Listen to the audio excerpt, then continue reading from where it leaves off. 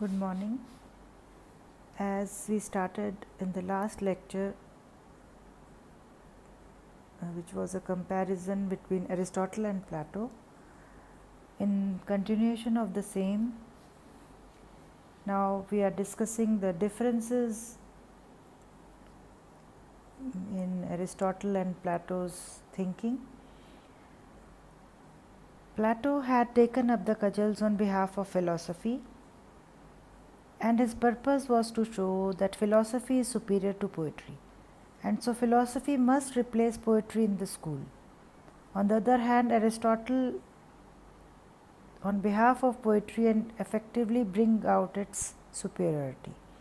In his view, poetry is to be preferred both to history and philosophy. Plato regarded the emotions as undesirable and so advocated their repression, whereas Aristotle stresses the need for emotional outlets. Doubtlessly, Aristotle was saner in this and than Plato with his phobia of emotion. Emotions may be controlled and guided, but they must not be suppressed. From whatever way we see Plato and Aristotle, both for master and pupil, they stand poles apart. There were radical differences between these two minds, as Abercrombie has said, quote, "Out of this difference came the most effective defense of poetry that has ever been known." Aristotle has been Plato's pupil, but his mind matured. He became conscious of a deep cleavage between his conviction and his master's, and felt himself called upon to protest against some of the characteristic conclusions and methods of the Platonic philosophy. The difference between the two may be indicated by referring to the studies in which they were specially interested. Aristotle's philosophy was colored by his interest in biology, Plato's by his interest in mathematics.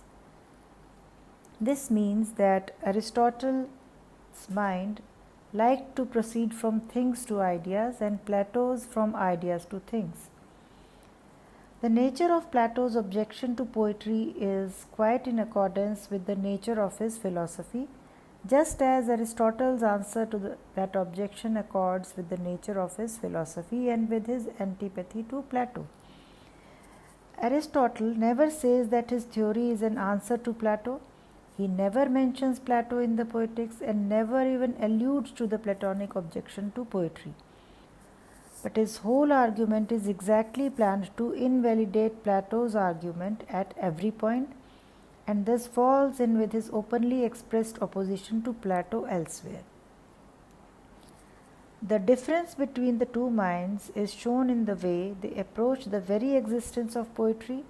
It seems a paradox that Plato, who in his youth had done exquisite things in poetry and in his maturity had such perfect command of literary art that he could present philosophy as an enchanting music of ideas, should have been the man to condemn poetry, whereas Aristotle, whose extant works can scarcely be called literature at all, should have directed the full force of his philosophy into the sanest and strongest justification that poetry had ever made.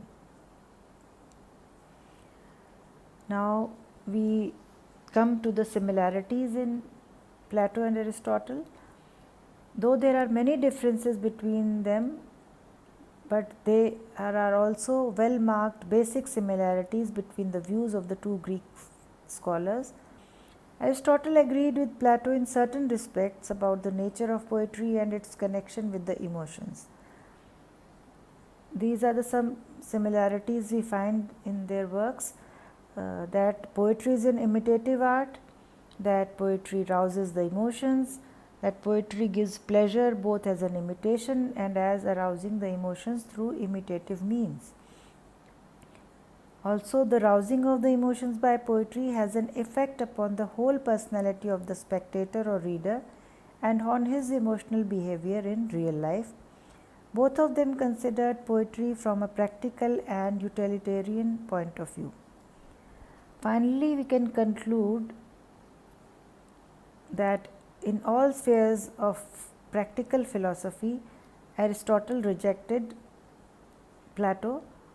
Plato's whole theory that the emotions are in themselves bad, and in particular, he rejected the view that by rousing the emotions, poetry produces a dangerous excess of these emotions in real life. Aristotle's theory of catharsis is his answer to Plato on these points, and one of the main elements in his defense of poetry as having a proper and necessary place in human life and therefore in the state. Thank you.